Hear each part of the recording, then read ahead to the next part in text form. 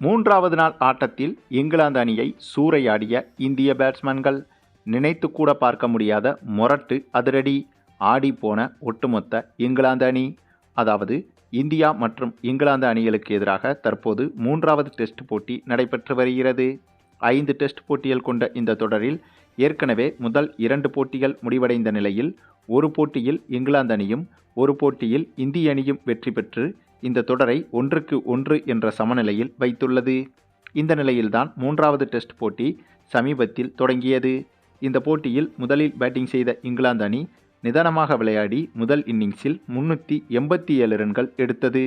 அதுவும் இவ்வளவு ரன்களை எடுப்பதற்கு கிட்டத்தட்ட 2 நாட்களை எடுத்துக்கொண்டது இங்கிலாந்து அணி. இதுவே இந்திய அணிக்கு கிடைத்த மிகப்பெரிய வெற்றி என்றே சொல்லலாங்க. ஏனென்றால் ஒரு அணி 2 நாள் டெஸ்ட் போட்டிகளில் பேட்டிங் செய்கிறது என்றால் கிட்டத்தட்ட 600 ரன்களை கடந்துவிடும். அதுவும் அதிரடியான பேஸ்பால் கிரிக்கெட்டை மட்டும்தான் டெஸ்ட் போட்டிகளில் விளையாடுவோம் என்று வீராப்பாக பேசி வரும் இங்கிலாந்து அணி 2 நாட்களில் கிட்டத்தட்ட 700 ரன்களுக்கு மேல் அடித்திருக்க வேண்டும். ஆனால் வெறும் 387 ரன்கள் மட்டுமே தான் எடுத்திருந்தது. அந்தளவுக்கு இந்திய அணியின் பந்துவீச்சு இங்கிலாந்து பேட்ஸ்மேன்களை அடக்கி ஆண்டது என்றே சொல்லலாம்.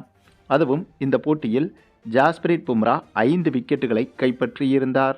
இதன் மூலம் உலகின் நம்பர் 1 சாதனையை செய்திருக்கிறார்.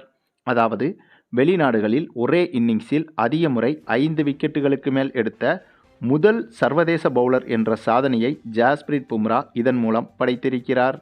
இதற்கு முன்பு இந்த சாதனையில் முதல் இடத்தில் இருந்தவர் இந்திய வீரர் கபில் தேவ் மட்டும்தான். இவர் 12 முறை வெளிநாடுகளில் 5 விக்கெட்டுகளுக்கு மேல் எடுத்திருந்தார். கபில் தேவுக்கு அடுத்த இடத்தில் முத்தையா முரளிதரனும் வாசிம் அக்ரமும் 11 முறை 10 முறை என்று அடுத்தடுத்து வரிசையில் இருக்கின்றனர். ஆனாலும் இத்தகைய ஜாம்பவான் பவுலர்களை மிஞ்சி 13 முறை 5 விக்கெட்டுகளை கைப்பற்றி சர்வதேச கிரிக்கெட் உலகில் வரலாறு படைத்திருக்கிறார் நம்ம ஜாஸ்பிரிட் பும்ரா. மேலும் முதல் இன்னிங்ஸில் பேட்டிங் செய்ய களமிறங்கிய இந்திய அணி சீரான இடைவெளியில் விக்கெட்டுகளை இழந்தாலும் அதிரடியாக மட்டுமே விளையாடி வருகிறது. அதாவது பந்துவீச்சுக்கு சாதகமான இந்த மைதானத்தில் பம்மி விளையாடியது இங்கிலாந்து அணி.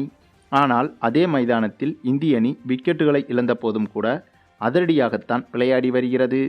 அதாவது டெஸ்ட் கிரிக்கெட்டில் அதிரடியாக விளையாடும் பேஸ்பால் கிரிக்கெட்டை விளையாடப் போகிறோம் என்று பல வருடங்கள் மாறுதட்டி வந்த இங்கிலாந்து அணி இந்த மைதானத்தில் இந்திய அணி பந்துவீச்சிடம் பம்மிவிட்டது. ஆனால் அதே மைதானத்தில் இந்திய அணியோ நாங்கள் காட்டுகிறோம் பேஸ்பால் கிரிக்கெட்டை என்று இப்போது இங்கிலாந்து அணிக்கு எதிராக காட்டுன்னு காட்டிக்கொண்டிருக்கிறது.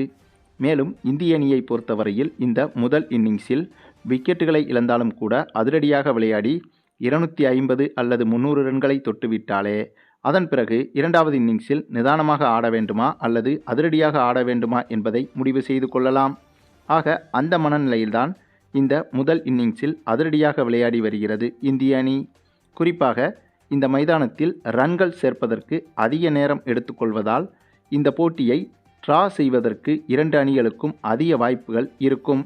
ஆகவே அந்த கணக்கில்தான் முதல் இன்னிங்ஸில் இஷ்டம் போல் விளையாடிவிட்டு இரண்டாவது இன்னிங்ஸில் போட்டியின் சூழ்நிலைக்கு தக்கவாறு விளையாடி கொள்ளலாம் என்ற கணக்கில்தான் முதல் இன்னிங்ஸில் அதிரடியாக விளையாடி வருகிறது இந்திய அணி.